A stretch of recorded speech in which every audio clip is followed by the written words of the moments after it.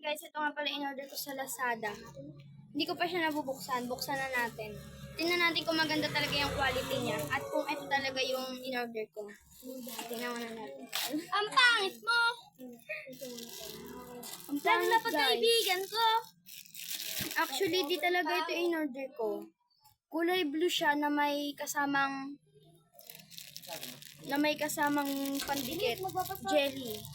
Kaso wala siyang pandikit. Tingnan nyo naman. Wala rin pandikit sa loob, guys. Oh. Ang pangit.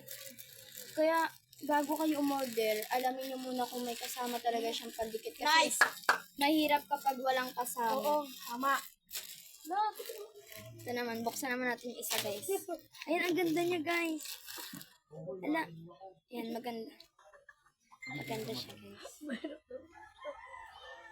Mahirap siya buksan. Mahirap ba siya? Mahirap buksan, guys. Ay, mahirap pa tayo.